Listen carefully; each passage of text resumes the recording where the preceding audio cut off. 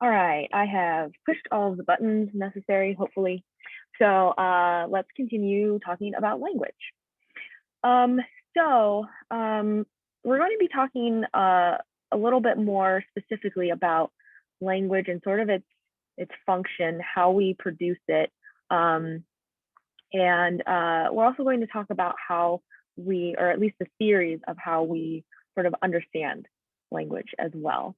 And this isn't going to be at like a more physical level. Like we're thankfully not going to be like, well, your tongue does this and your vocal cords at this frequency. But it's just going to be just more conceptual of, well, how do we go about putting together sentences? How do we go about understanding in conversations? So all of that to say, if we think about it, our ability to speak and produce sentences, have conversations, make jokes, it's really easy to take for granted because it just feels easy. Really not a lot of effort. I mean, unless you're like tired or something, but aside from that, we're able to do it. You just open your mouth and most of the time you have coherent sounds and words and sentences that come out. And so when we begin to look at what's involved in producing words, though, things become a lot more complicated. And so research has shown us that on average, we can produce about 2 to 3 words per second. And it's been found that the sort of average college educated adult has a vocabulary of about 75,000 words. So if we multiply this rate of speaking ability by how many words we have access to, it's automatically very complex in terms of how we go about selecting those words, forming them, putting them together. And so in addition to just sort of the potential that we have in terms of how many words we can choose and the rate at which we speak, we also have other factors that come into play as well.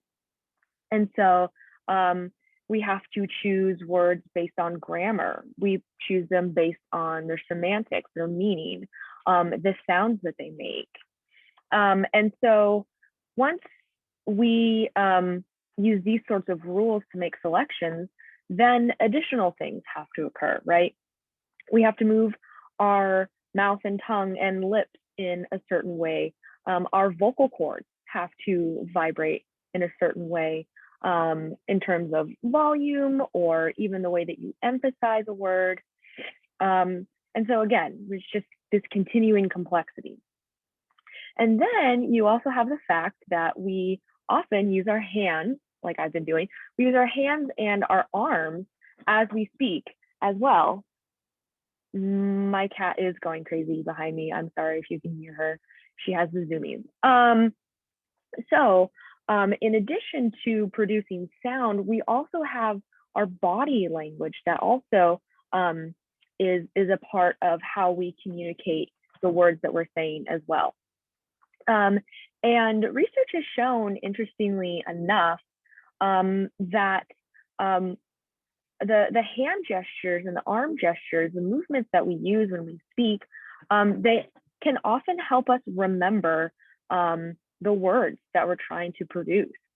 There was a study by these researchers in 1998 where they read off definitions of words to participants, and they asked them, what word do you think that this definition is corresponding to? And so half of the participants were holding a rod in their hands, which meant that they had to hold on to the rod. They were not allowed to move their arm. While the other half of the participants, they didn't have anything restricting their hand or arm movements. And so these researchers found that the people who had restricted movement because of the rod, they were coming up with less words, less possible words to fit these definitions than the people who were able to move about freely. Kind of the idea here is, again, we have this whole expressive system sort of throughout our bodies, that we use in order to produce sound. So it's not just vocal cords, it's not just our mouth. It's a lot more encompassing than that. And so when we think about speech production, it's been theorized in sort of this stage-like model. And so first, we have to plan the overall meaning of the message. And so this then requires top-down processing. And then after that, we start with a just more general thought or a general idea that we want to express, or possibly even an image that we're wanting to describe. And then in the second stage, what we do is we construct a sentence just really generally without selecting really precise or exact words. And then in the third stage, this is where bottom-up processing starts to become involved as well. So we can see that speech production is not only top-down, but it's also bottom-up. And this takes place in the form of really specific words being chosen, this kind of process of elimination, like, that's not the right word, that's not right. And sorting through the words that we want to use, and also selecting the correct word form. So if we need to conjugate a verb, or if we need to change the tense of it. So like if we were thinking, oh, eating at this stage, as we're really honing in and becoming more specific, we would change that to, oh, actually, I'm talking in the past tense, so I need to use the word ate. And then in addition, we also have to plan what's called prosody. This is essentially sort of the melodic quality to our voice. If somebody is talking real monotone and they do not inflect their words at all, and it just sounds really boring, that person is not using prosody to construct their sentences. But if somebody has these inflections, pauses, sort of this idea of like this flowing movement throughout their speech, that is prosody. And that's another important part too. It can really differentiate a sentence. And so, for instance, you could say, what's that ahead in the road? And that's very different from, what's that ahead in the road? There's also the very popular example of, let's eat, grandma, versus let's eat, grandma. And so you can see that the tone in which we use, how we deliver sentences, is also involved in this process of construction as well. And so finally, we take these all these different constructions, the things that we've honed in on and narrowed down, and we convert them into speech via phonemes. So like we were talking about in Monday's lecture, phonemes are these sort of building blocks of sound that we use to construct words. And of course, this is a very elaborate physical process, making all of these different sounds. And it actually involves over 100 facial muscles. So again, becoming just more and more complex and more detailed. And so this process of really navigating these really sort of shapeless thoughts, really jumbled images and things like that, and being able to translate them into a clear statement is referred to as the linearization problem in cognitive psychology.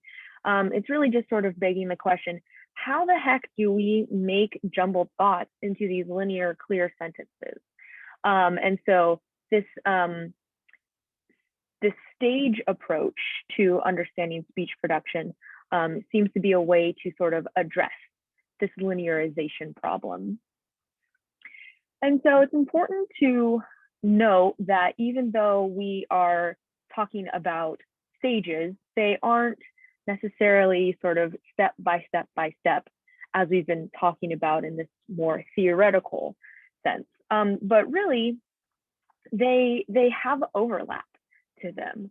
And so oftentimes we begin the final part of a sentence before we might have figured out the first part of the sentence.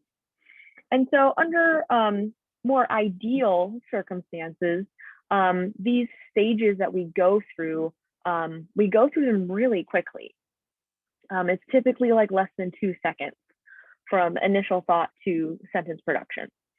However, in less than ideal circumstances, we might be slowed or sort of held up at one or more of these stages. We might need to just sort of pause a little bit more at that stage and try to work through things. And so when this occurs, we often hesitate as we plan and as we speak. In English speakers, we often use sometimes even regionally, like if you're from Southern California, you might say like a lot. That's like another, see, I just did it.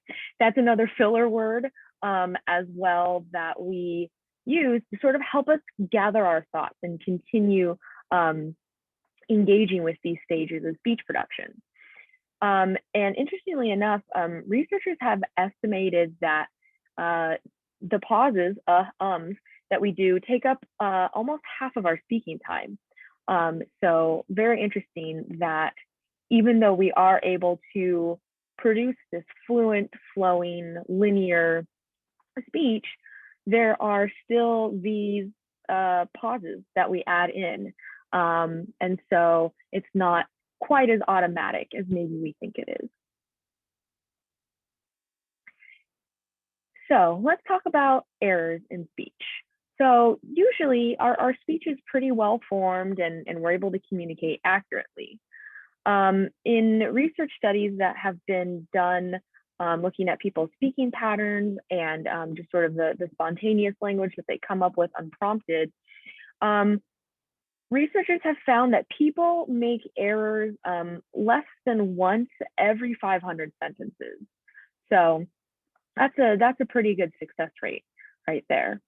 And so researchers have been really interested, though, in the rare speech errors that we do make and how exactly they might come about. And they have been particularly interested in what are called slips of the tongue.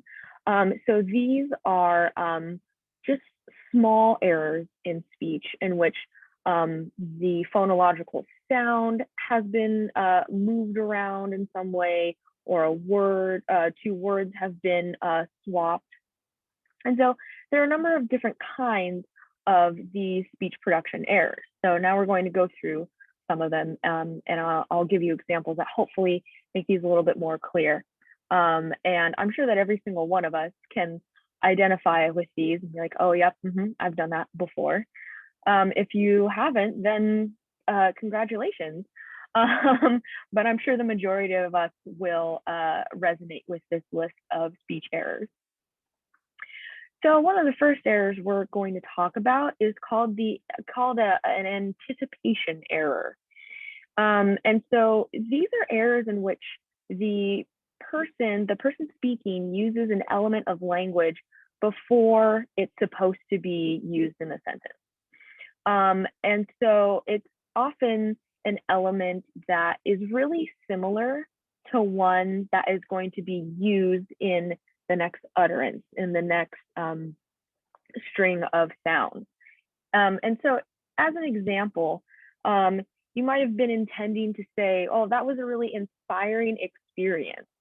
But instead you got a little bit ahead of yourself and you said it was an expiring experience.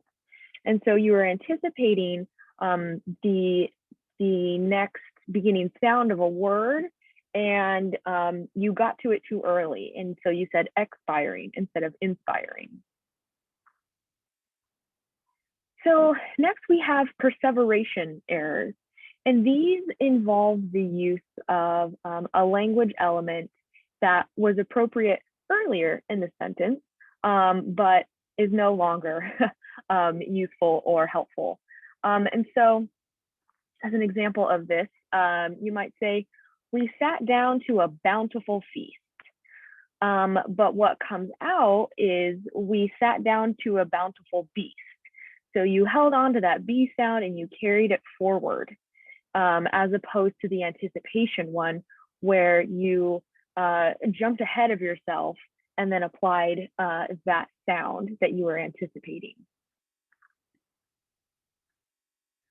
Substitution errors are kind of exactly what they sound like, just one element being substituted for another. So for instance, someone might intend to warn someone not to do something or to do something before it's too late.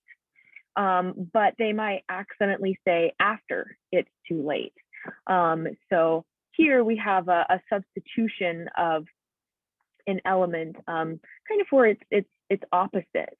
So you said the opposite actually of what you meant, because you had substituted after for before. Reversal errors, also just sort of exactly what they sound like. This is when two elements of language are switched. So an example, this is something that young kids do, and it's actually like really cute. So like an example of this is the word butterfly. Little kids sometimes will make reversal errors and call them flutterbys instead of butterflies. And so again, we have the phoneme of b and fl being switched in the word. So spoonerisms we briefly talked about them in Monday's lecture. And these occur when the initial sounds of two words are reversed and it makes two totally different words. So an example of this is if you meant to say it is easier for a camel to go through the eye of a needle, but what you actually said was it's easier for a camel to go through the knee of an idol. So you've switched around the phonemes of I and knee and created totally different words. It totally changed the sentence meaning. Malapropisms are errors when one word is replaced by another that's similar sounding, but it's a totally different meaning. So this is actually this sort of error or replacement is oftentimes the basis for a lot of puns. And so an example of, not of puns, but an example of a malapropism is the phrase naughty pine. It could be that you're talking about a pine tree that's really gnarled and has a lot of bumps to it, but the meaning could be misconstrued by someone to think that you're talking about the tree being like really bad and disobedient. Weird. And so another error is insertions.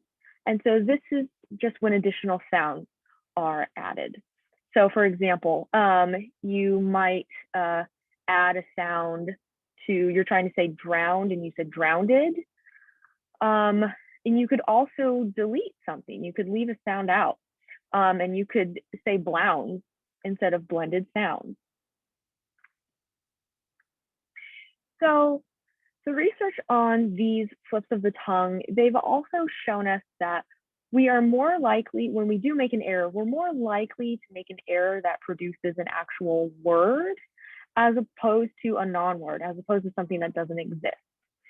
And also, even our errors will still sort of follow our general grammatical and phonetic rules. So letter combinations that don't exist at the beginning of words, at least in English, such as DL or TL, we might make errors, but we won't violate the rules. We won't make up a word that is actually sort of impossible or have impossible sounds like in the English language. So next we're going to talk about reading. And so intuitively, you might think that there's probably a really close connection between spoken language and written language. Even though they're in different formats, they're both language, right? And so also another idea that kind of contributes to this intuition of how closely connected these two kinds of language are is the fact that like when we're reading information, especially more difficult material, it often feels like we're speaking to ourselves as we go through it and as we attempt to read it. And then finally, when we are taught to read, we had to learn the pronunciation for those printed or those visual symbols. So we had to learn the sounds that went along with the symbols. So the idea that speech and reading are really intertwined is a compelling argument, and again, it does make intuitive sense. But research has shown us that there are actually a lot of differences between these two, maybe even to the extent that they're more different than they are similar. And so let's talk about a number of these differences that exist. So first of all, the process of reading is a very visually based one, and it's spread out over space. It involves spatial processing and engagement with the world. Whereas speaking it's not visual, it's auditory in its modality. And speaking is spread out over time rather than space. So we have these different modalities and these different ways of experiencing these things in the world. So another difference is that when we are reading, we can control our reading rate, right? We can really, take our time. Maybe if we're reading just like a really dense book, maybe like your cognitive textbook, and you're like, okay, I'm really trying to make sense of this. And, maybe it's talking about things that I have no idea what's going on, but I'm still trying. You can slow down your reading rate and really try to understand what's going on. In another example, you can also speed up your reading rate, right? You can do skim reading and then show up to class and be like, I did the reading. I skimmed some of it, most of it, all of it. And so we have control over the input of information that we receive from the process of reading, but we don't have control over listening. That's more of a passive process. And so another difference that exists is that because of the visual and printed, sort of fixed nature of written material, we're able to re-access information in that way. So you can go back and reread sentences or paragraphs. If you've ever found yourself reading and then you realize that you're like, I don't remember what I've just read for the past 3 pages. You can go back and you can revisit that information and try to hang on to it the second time around. Whereas when you're listening, outside of recordings of spoken content, you're not able to sort of rewind and go back to maybe the beginning of the sentence or the beginning of the conversation. And so this means that when it comes to listening and spoken language, we have to rely more on our working memory than maybe we do when we're reading. So another difference is that, and this is in comparison to speaking, writing is pretty standardized, right? We know that words are spelled in a certain way. At this point, your handwriting likely doesn't vary too much from day to day. I mean, I guess unless you've had like way too much caffeine or something, and it's shakier. But for the most part, For the most part, wow, that was an insertion. For the most part, you sort of have a standardized way of writing, and it's often error-free for the most part. I mean, unless you have something like dyslexia, for the most part, what you're writing, it's going to contain few, if any, errors. Whereas when you're speaking, right, there's a lot more room for error. So our speech is a lot more variable due to things like our dialect, maybe how well or not we're pronouncing words, and also just sort of the errors that pop up in our language, like saying port instead of part.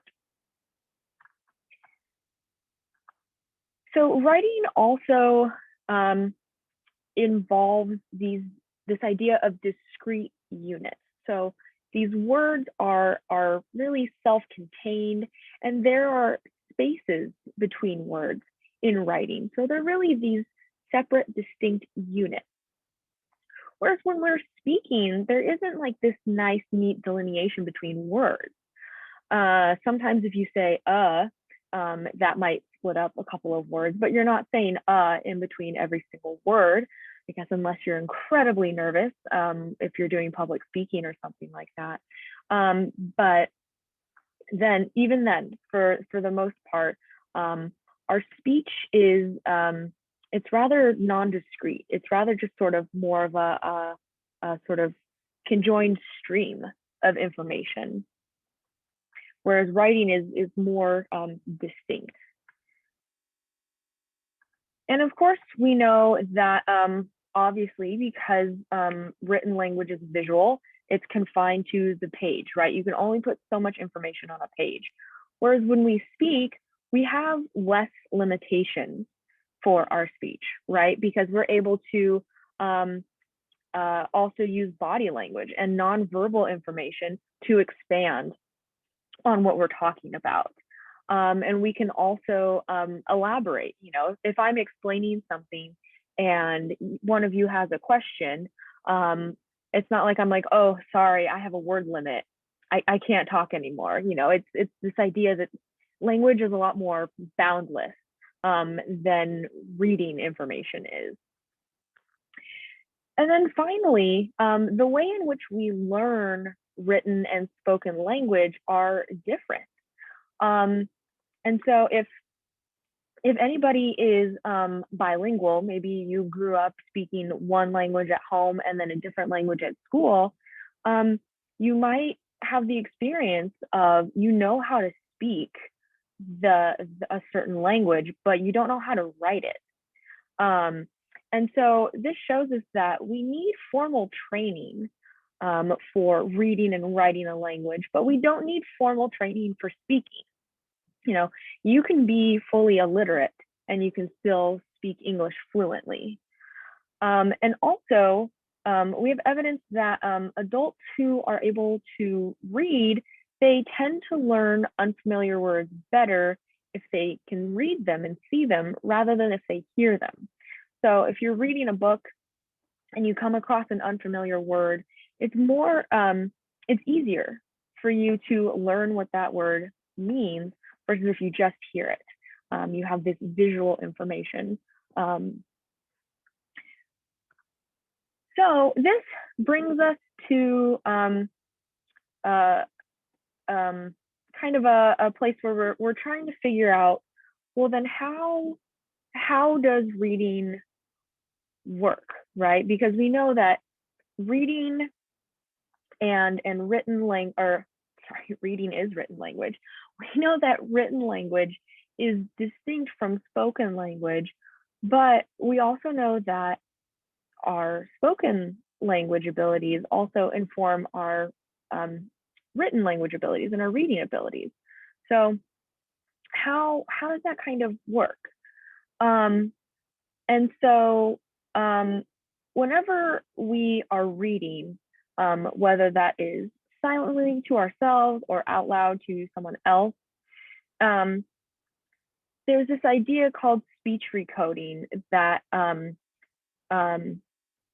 postulates that what we do is we take the visual stimulus we translate it into a visual code by way of our visual memory store. And then we have to take that visual code and then translate it again into an articulatory and an acoustic code. So this code, this articulatory and acoustic code, allows us to both say what that object is, what our code for that is, but also to sort of internally hear it, our acoustic code of we can hear it in our mind as well as speak it out. And so besides this process, oops, I got a little ahead of myself. We also are attempting to understand the symbols that we see on the page in their physical form. And so to do this, we have to identify letters and words.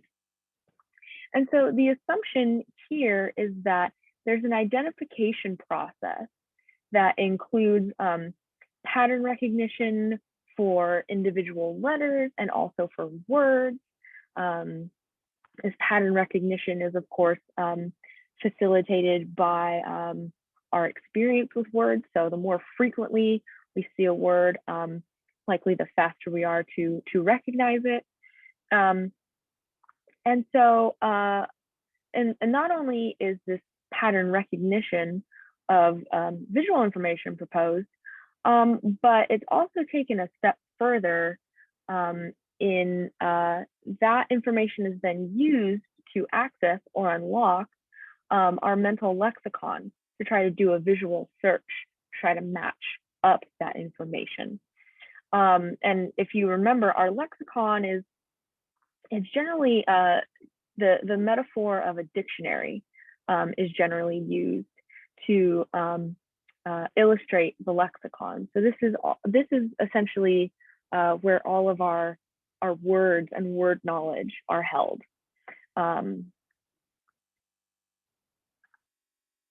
So, oops, I skipped ahead. So we have kind of these two different routes that presumably allow us to access our lexicon and help support our comprehension when we're reading. And so it's brought up a question, a couple of questions, actually. One of them is, are these distinct processes? Do they, or do they function separately? Also, is it one versus the other? Is actually one of these ideas wrong, and we only rely on speech recoding, or we only rely on direct visual access? And so we're going to now spend some time exploring the evidence for both of these sort of routes to the mental lexicon. And so the first source of evidence comes from EMGs, or electromyographs. And this is a way of recording muscle activity. And when it comes to examining this idea of speech recoding, we can record the muscle activity of not only the face, but also the throat. And so that's what you see here in this picture on this slide, this lovely woman all connected to a bunch of electrodes. How fun. And so the idea is that if people do engage in speech recoding, the process of translating visual information into auditory verbal information, then it could be expected that the throat muscles are going to be active. They're going to move, possibly even just slightly, when people are reading silently to themselves. So this idea that there needs to be a source of this sort of translation aspect of things. And so going from visual to verbal.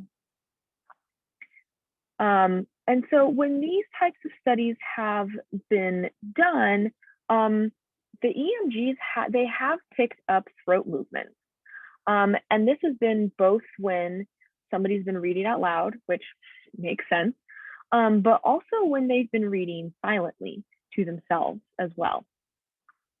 And again, as you can imagine, there are differences between the amount of muscle activity involved when reading out loud versus reading silently to yourself. But we still do see some muscle activity when someone's just sitting with a book in a park, just reading. So this has been really interesting, but there's been some criticism or just some questions that have arisen from it about how conclusive can we say that this information is. And there have been some questions that have been brought up, particularly, are these throat movements that we make as we're reading silently, are they really necessary for the process of reading? Like if we don't do them, if those muscles were injured or paralyzed in some way, and you tried to read, would that stop you from being able to read? Or are these movements just sort of like a byproduct? Are they just sort of, something that happens as a result of the reading process? And also, are these things that bolster our reading ability, or is it actually problematic? Does it like distract us more? So even though there is this evidence, this EMG evidence that there is some vocalization that's involved with reading silently, it doesn't necessarily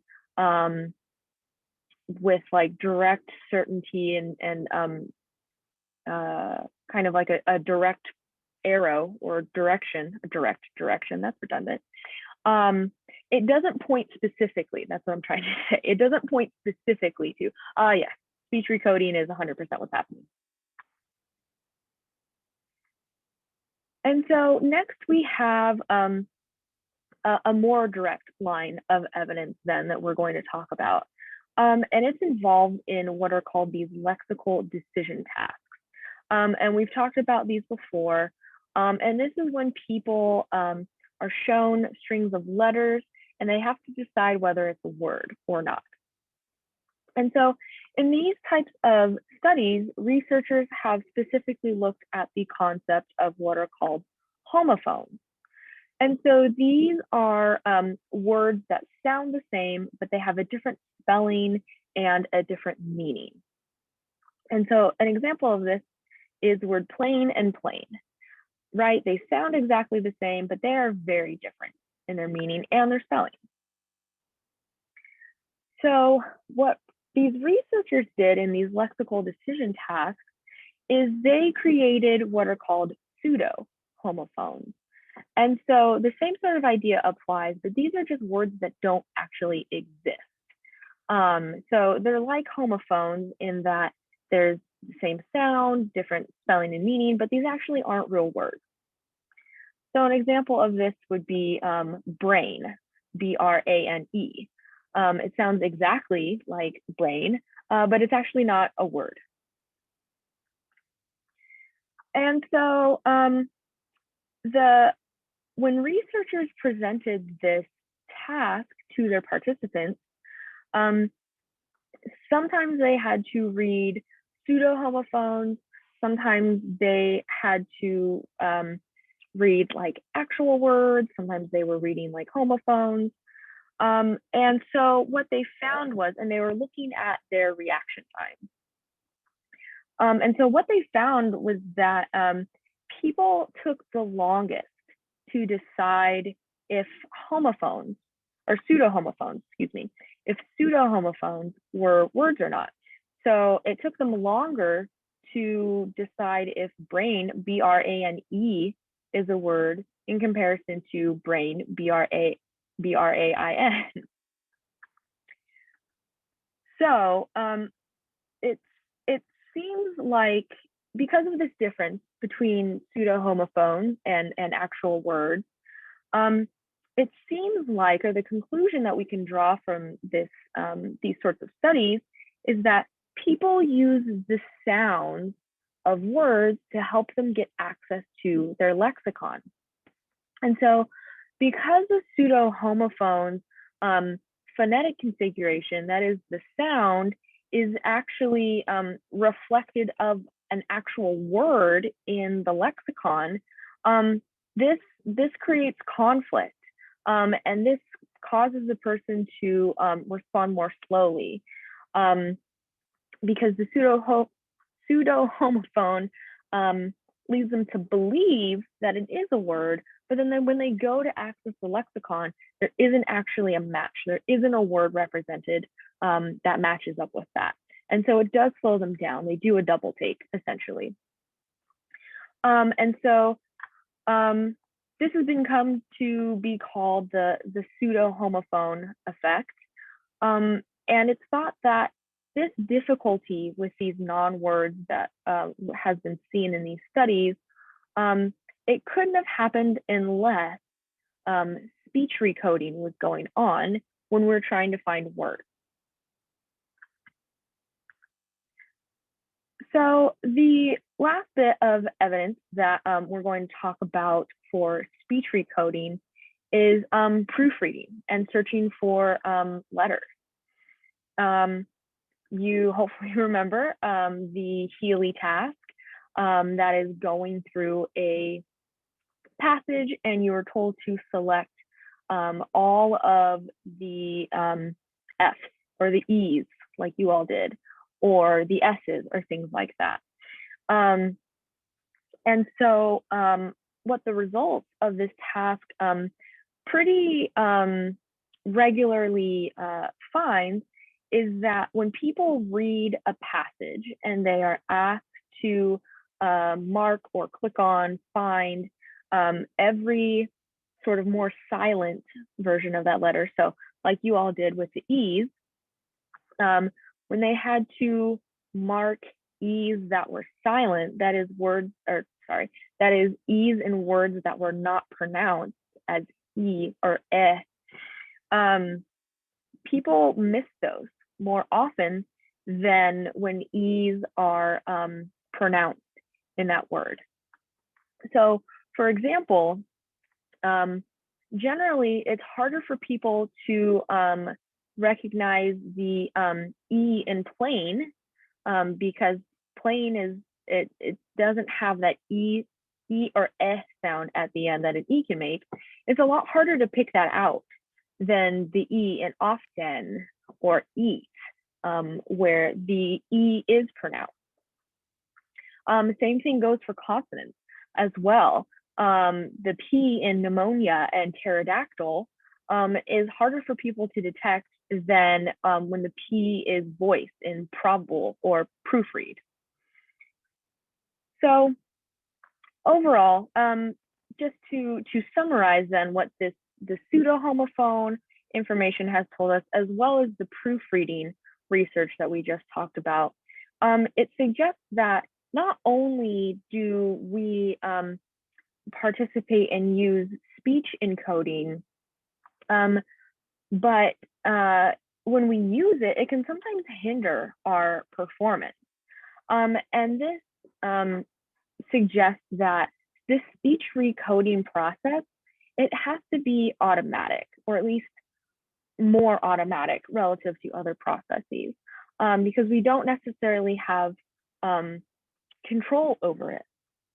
I mean, you can do the best you can to really hone in on every single E that you see in a particular passage, but more often than not, you're still going to miss E's, and you're going to miss them because they don't make a sound in that particular word.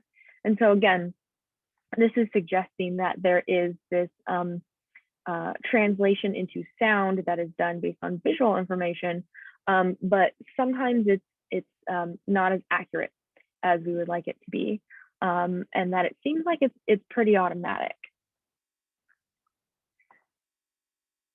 So just based on the time, I'm actually going to stop here. We'll continue talking about the second route to the mental lexicon via direct visual access. We'll pick that back up on Friday. I feel like it's not as helpful to sort of barely get started on that and then be like, okay, bye everyone. So we'll go ahead and stop here for today. Does anybody